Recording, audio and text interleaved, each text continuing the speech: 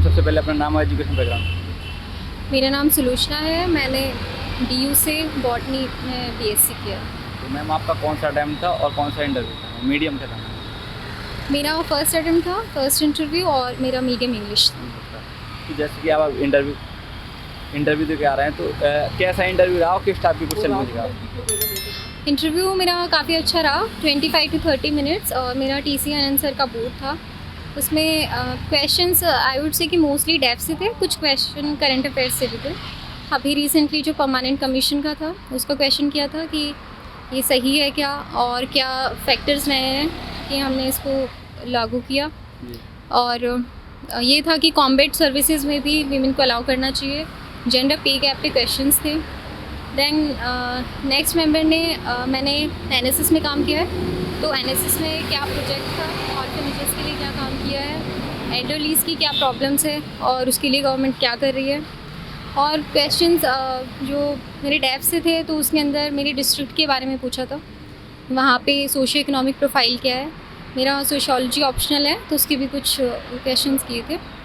और जो विमेन का ये लेबर फोर्स पार्टिसिपेशन रेट है वो इतना कम क्यों है, उसके फैक्टर्स क्या हैं, उसको कैसे इम्प्रूव किया जा सकता है, मैं अपने डिस्ट्रिक्ट में कैसे विमेन एम्पावरमेंट के लिए स्टेप्स लेके आ सकती हूँ। और फीमेल्स की जो एजुकेशन है, मैंने उसमें आंसर्स में एजुकेशन का बोला था, तो फॉलोअप क्वेश्चन में था कि कैसे उनका ग्रॉस एनरोलमेंट रेशियो इंक्रीज़ करेंगे, तो उसके बारे में था। और लास्ट में एक था कि कोल को कैसे फेज़ आउट कर सकते हैं हम, कौन सी एनर्जी पे फोकस करना चाहिए, हमारा टाइम फ्रेम क्या होना चाहिए, यही क्वेश्चन। मैम इसके लिए आपने कोई मॉक इंटरव्यू दिए तो कितने हेल्प हो रहा है आपको? देखा जाए तो कंपेरिजन करें तो ये वाला इंटरव्यू एक मॉक इंटरव्यू में कितना डिफरेंट है?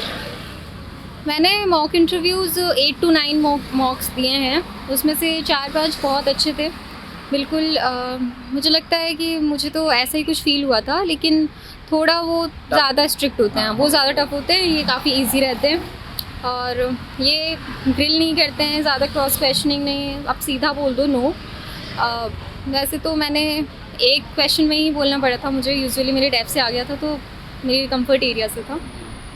और मॉक्स हेल्पफुल होते हैं इन स्ट्रक्चरिंग द आंसर, मैनर पता लग जाता है। मुझे स्टार्टिंग में प्रॉब्लम थी कि मेरे वॉइस की प्रॉब्लम थी, स्माइल नहीं करते, तो ऐसे कुछ इश्यूज़ वो बता देते हैं जिस पे आप टाइम रहते वर्क कर लेते हैं। तो बात करें मैम, जैसे कि आपका फर्स्ट अटैम्प्ट था, फर्स्ट इंटरव्यू था, तो आपने प्रीलिम्स के लिए कैसे पढ़ाई की, क्या स्ट्रेटजी फॉलो की, कौन कौन से बुक्स फॉलो की? प्रीलिम्स के लिए मैंने बहुत कम, मैं कहूँगी कि मेरे पास कम टाइम था, इसलिए भी मैंने कम रिसोर्सेज फॉलो किए। लक्ष्मीकांत वही पॉलिटी के लिए, और उसके मतलब मोस्टली सारे स्टैंडर्ड बुक्स, जैसे स्पेक्ट्रम कर लिया, लक्ष्मीकांत कर लिया। इकॉनमी के लिए मृणाल सर के नोट्स, जो उनके हैंडआउट्स अवेलेबल हैं, वही सारे। फिर उसके बाद उनकी सीरीज़ आती है, जो करंट अफेयर्स वाली सीरीज़ होती है, वो फॉलो की थी। और कुछ क्रैश कोर्सेज़ मैंने प्री से पहले देखे थे यूट्यूब पे जो आते हैं। एक स्लीपी क्लासेस करके चैनल है, उस पर एक उनका प्रीमिक्स करके एक सीरीज़ है, उसके अंदर 5 MCQs आते हैं। और मैंने PT 365 की थी, बट आई डोंट थिंक कि वो इतनी यूज़फुल रही। हाँ, लेकिन ऑप्शंस एलिमिनेट करने में वो काफ़ी यूज़फुल हो सकती है। क्वेश्चन अभी काफ़ी डायनेमिक भी हो गए हैं। एंड और तो प्री के लिए मैंने मॉक्स काफ़ी लगाए थे, टेस्ट लगाए थे मैंने, 30 के अराउंड लगाए थे, और उन्हीं का बार बार रिवीजन किया था कि उसमें क्या प्रॉब्लम है। बात करें मैम, जैसे कि प्री का रिजल्ट आता है, उसके बाद तो ज़्यादा टाइम नहीं रहता मेंस के लिए, तो क्या आपने मेंस की तैयारी प्री से पहले स्टार्ट कर दी थी या रिजल्ट आने के बाद शुरू की? और आंसर राइटिंग वगैरह आपने कैसे कर? मैंने ऐसे और एथिक्स, ऐसे मैंने प्री से पहले ही 2-3 ऐसे लिख लिए थे, तो मुझे इतना पता लग गया था कि मैं कहाँ पे लैग कर रही हूँ। फिर एथिक्स का बोलूँ तो एथिक्स भी मैंने पहले कर लिया था, केस स्टडीज़ कुछ सॉल्व की थी, बट मतलब बहुत नाइव होते थे मेरे आंसर्स भी, इतना अच्छा नहीं होता था, क्योंकि मैं सेल्फ चेक से ही मतलब खुद ही कर रही थी वो। फिर उसके बाद आंसर राइटिंग मैंने की थी स्टार्टिंग में, लेकिन कुछ क्वेश्चंस ही किए, मतलब लोग कहते हैं कि IAS बाबा के डेली के क्वेश्चंस करो, बट शायद मुझ में इतना डिसिप्लिन नहीं था। उसके बाद प्री के बाद मैंने टेस्ट सीरीज़ ज्वाइन की, उसमें रेगुलर सारे टेस्ट दिए थे मैंने, विजन की टेस्ट सीरीज़ ज्वाइन की थी, और वहाँ से जो फीडबैक आते थे उन पे वर्क करती थी। बट कई बार फीडबैक ऐसे भी थे जो मुझे लगता था कि काफ़ी ज़्यादा हो रहा है, तो ऐसी ऐसे फीडबैक्स को मैं इतना बाय हार्ट नहीं लेती थी। जैसे बात करें मैम ऑप्शनल की, तो ऑप्शनल काफ़ी चैलेंजिंग हो जाता है रिजल्ट आने के बाद, प्री के बाद, तो साथ में और जीएस वगैरह की तैयारी करना ऑप्शनल की, तो कितना हेल्पफुल आपको लगता है कि जो सोशोलॉजी आपने ऑप्शनल लिया था तो आपको वो हेल्प करेगा? मुझे लगता है सोशियोलॉजी काफ़ी ओवरलैप करता है हमारे सिलेबस के साथ, ऐसे में, एथिक्स में और ऑल्सो GS 2 में। तो GS 1 में भी इंडियन सोसाइटी का पार्ट है, वहाँ पर भी तो इनके जो डेटा फैक्ट्स मैंने जो सब कुछ याद किया था वो भी मैंने सोशियोलॉजी में यूज़ कर लिया, और सोशियोलॉजी की कुछ थियरीज़ थी, डिफरेंट पर्सपेक्टिव मिलता है उससे, तो वो मैंने ऐसे में एथिक्स में वो डायमेंशंस यूज़ कर लिए, तो काफ़ी ओवरलैप करने की वजह से सोशियोलॉजी ऑप्शन काफ़ी हेल्पफुल रहता है। जी, तो मैम जैसे कि बात करें करंट अफेयर वगैरह की, तो आप कोई न्यूज़पेपर फॉलो करते थे या कोई किसी कोचिंग का मंथली मैगजीन वगैरह आते, कैसे पढ़ते थे? करंट अफेयर्स के लिए मैं न्यूज़पेपर तो डेली पढ़ती थी। कौन सा? मैं द हिंदू पढ़ती थी, बट अभी मैंने इंटरव्यू के टाइम पे मैंने इंडियन एक्सप्रेस स्टार्ट किया है, और वो भी काफ़ी सही न्यूज़पेपर है। उसका भी जो एक्सप्लेन वाला पार्ट है, मतलब पूरा पढ़ने की ज़रूरत नहीं किसी को, पर एक्सप्लेन और टेक्स्ट एंड कॉन्टेक्स्ट तो मस्ट है, वो तो पढ़ना ही चाहिए। और मैंने इनसाइट्स के करंट अफेयर्स वाले मंथली वाले मैगज़ीन उसको फॉलो किया था, और बाद में तो लास्ट में जो कॉमन मॉक होते हैं उसमें भी करंट अफेयर्स रिवाइज हो जाते हैं। मैम जैसे कि आप इंग्लिश मीडियम से, तो हिंदी का जो कंपलसरी पेपर होता है, तो आपने उसको कैसे प्रिपेयर किया, कैसे टैकल, और ऐसे वगैरह आपने कैसे, पहले से ऐसे घर पे लिखते थे कि कुछ लोग आते हैं डायरेक्ट मेंस में ही ऐसे लिखते हैं? एक्चुअली मुझे एडवांटेज ये रहा कि मैंने स्कूल मेरा हिंदी मीडियम में ही था, तो वहाँ से इसलिए मेरी हिंदी पे ग्रिप काफ़ी अच्छी थी। ऑल्दो ग्रेजुएशन में और UPSC की प्रिपरेशन में कभी हिंदी नहीं पढ़ा, तो इसलिए मुझे थोड़े एप्रीहेंशंस भी थे कि मैं कैसे परफॉर्म करूँगी, इसलिए मैंने मेन से पहले ही हिंदी के पेपर से 2-3 दिन पहले मैं थोड़ा थोड़ा लिख लेती थी उसके, और कुछ इम्पॉर्टेंट की टर्म्स भी देख लिया मैंने कि इंग्लिश का ये डेमोग्राफिक डिविडेंड को हिंदी में क्या कहते हैं, ताकि मैं उसे यूज़ कर पाऊँ। तो और उसमें वैसे भी काफ़ी कम स्कोर करना होता है, तो ठीक है, हो जाता है। जैसे कि मैम बात करें मोटिवेशन की, तो आपका क्या बचपन से सपना था ऐसे कि मुझे UPSC सिविल सेवा में जाना है, या फिर किसी ने आपको बोला कि आप ये कर सकते हैं? बचपन में हम जॉइंट फैमिली में, तो मेरे बड़े चाचा कहते थे कि IAS बनना है। उस टाइम मुझे पता नहीं था IAS क्या होता है, फुल फॉर्म क्या है। फिर कलेक्टर का हाँ इतना पता था कि बनेंगे कभी। हाँ, होता है। फिर 10th के बाद मैंने बायो ली, और फिर बायो से थोड़ा ये हो गया कि मेडिकल की साइड जाना है, बट फिर मैंने डिसाइड किया कि मेडिकल तो मुझे नहीं करना है। और ग्रेजुएशन में सेकेंड ईयर में मैं कंफर्म हो गई थी, श्योर थी कि मुझे UPSC करना है। मैम जैसे कि बात करें प्री की, तो आप कितने क्वेश्चन अटैम्प्ट करने की कोशिश करते थे? कुछ लोग 100 में 100 करके आते हैं, कुछ कम करके आते थे, आपने क्या?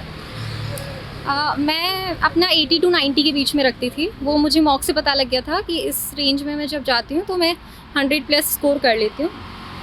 वैसे मैं यूजुअली मॉक्स में तो 90-92 इतना कर लेती थी, लेकिन जो एक्चुअल एग्ज़ाम था उसमें थोड़ा प्रेशर भी था, और काफ़ी इजी क्वेश्चन जिनमें मुझे डाउट था, तो मैंने वो छोड़ दिए कि कुछ नेगेटिव मार्किंग नहीं होनी चाहिए, इसलिए मैंने मेन एग्ज़ाम में 83 क्वेश्चन ही अटैम्प्ट किए थे। मैम CSAT को आपने कैसे प्रिपेयर किया? हाँ, CSAT मेरी प्रिपरेशन में काफ़ी डिफ़िकल्ट टास्क था। उसके लिए मैंने यूट्यूब पे जो कोर्सेज अवेलेबल हैं, मेरा मैथ्स इतना स्ट्रॉन्ग नहीं है, तो इसलिए मैंने इंग्लिश पे और रीजनिंग पे फोकस किया। कॉम्प्रिहेंशन के मैं सारे क्वेश्चंस अटैम्प्ट करके आई थी, और कॉम्प्रिहेंशन पे मेरा सबसे ज़्यादा फोकस था। रीजनिंग भी इस बार थोड़ी मैथ्स को कंबाइन करके आई थी, तो थोड़ी ट्रिकी हो गई थी, बट रीजनिंग जो मैंने यूट्यूब चैनल से जहाँ से पढ़ा वहाँ से हो गई थी। आपने कोचिंग लिया है मैम की सेल्फ स्टडी को? मैंने सेल्फ स्टडी की है, टेस्ट सीरीज़ वगैरह ज्वाइन की थी। तो जैसे कि कुछ लोग क्या कोचिंग लेते हैं, उनको लगता है कि नहीं होगा कोचिंग, तो आपको लगता है कोचिंग लेना ज़रूरी है या सेल्फ स्टडी से कर सकते हैं? मैं कहूँगी कि आपके पास टाइम है तो कोचिंग ज्वाइन कर सकते हो, बट मेरे जैसे कुछ फ्रेंड्स हैं, वो मेरे साथ ही अटेम्प्ट देना चाहते थे, पर उन्होंने कोचिंग ज्वाइन की, उनका सिलेबस वहाँ कंप्लीट नहीं हुआ। तो वो जब हम कोचिंग ज्वाइन करते हैं तो हम उस पर ज़्यादा रिलाई करने लगते हैं, ये टीचर्स का काम है, कोचिंग का काम है, वो करवाएंगे, टेस्ट सीरीज़ वो करवाएंगे, हम कुछ नहीं करेंगे। और जब आप सेल्फ स्टडी कर रहे हो, सारा प्रेशर आपके ऊपर है। इवन कभी कभी ये फीलिंग ऑफ डेप्रिवेशन भी होती है, रिलेटिव डेप्रिवेशन की, वो तो इतना पढ़ रहे हैं, वो यहाँ पे इतना सीख रहे होंगे, तो हम खुद से प्रेशर लेके, और मुझे लगता है हम खुद के लिए फिर कस्टमाइज अप्रोच लेते हैं, और वो ज़्यादा हेल्पफुल रहता है। कितने घंटे पढ़ते थे मैम, और कितने दिन में तैयारी कर रहे थे? कितने, यूजुअली मैं कहूँगी मैं शायद 8 to 9 आवर्स ही पढ़ती थी, और एग्ज़ाम के आसपास 10 घंटे 11 घंटे तक पहुँच जाता है। कितने दिनों से आप इसके लिए तैयारी कर रहे हैं? मेरा ग्रेजुएशन 2020 में कंप्लीट हुआ था, तो मैंने सितंबर 2020 से स्टार्ट कर दिया था इसलिए। जो नए स्टूडेंट हैं, अभी नए स्टूडेंट हैं जो प्रिपरेशन में आना चाहते हैं, या जो अभी हाल में जो 2022 वाला प्रीलिम्स देना चाहते हैं, उनका फर्स्ट अटैम्प्ट है, तो कुछ ऐसे टिप्स जो आपका फर्स्ट अटैम्प्ट में निकल गए, आप इंटरव्यू तक पहुँचे, तो आप शेयर करें। वैसे तो मेरा फर्स्ट अटैम्प्ट है, मुझे इतना भी नहीं पता कि क्या चीज़ें वर्क की क्या नहीं की, बट फिर भी मेरे एक्सपीरियंस से मैं कहूँगी कि मैंने स्टैंडर्ड्स बुक पढ़ी थी, बट मैंने इतना रिलाई नहीं किया उन पे। करंट अफेयर्स भी बस एक सोर्स से नहीं करके और अलग अलग सोर्सेज से किए। टेस्ट मैंने जो मॉक्स लगाए थे वो मैंने अलग अलग इंस्टीट्यूट के लगाए। जिस इंस्टीट्यूट का मैंने मटेरियल पढ़ा है मैं उसका मॉक कभी नहीं लगाती थी, क्योंकि वहाँ से तो हाँ वो सेम होगा, और इसीलिए जहाँ का मटेरियल आप पढ़ रहे हो ना, उसके अलावा जो कोचिंग इंस्टीट्यूट से उनका लगा लो। और उसके बाद वही स्ट्रैटेजी, मेरे भी स्टार्टिंग में काफ़ी कम मार्क्स रहते थे प्री में, तो इसलिए वो थोड़ा इम्प्रूव करो कि कहाँ पे लैग कर रहे हो। मुझे स्टार्टिंग में पता चला कि मैं बहुत ज़्यादा गैसेस लगाती हूँ, नेगेटिव मार्किंग ज़्यादा होती है, तो गैस कम किए। और यही कहूँगी कि थोड़ा प्री के लिए थोड़ा डाइवर्सिफाइड हो सकते हो। मेंस का तो आपको पर्टिकुलर 20 में से 12 क्वेश्चंस प्रेडिक्टेबल होते हैं, उसके लिए इतना डाइवर्सिफाइड अप्रोच की ज़रूरत नहीं है। लेकिन प्री का जो अभी इतना डायनेमिक पेपर आने लगा है, तो इसलिए थोड़े डाइवर्स रिसोर्सेज देख सकते हैं, प्लस एनवायरनमेंट पे ज़्यादा फोकस होना चाहिए। और लास्ट ईयर के पेपर से मुझे लगता है कि 8th to 10th की साइंस बुक भी अच्छे से कर लेनी चाहिए।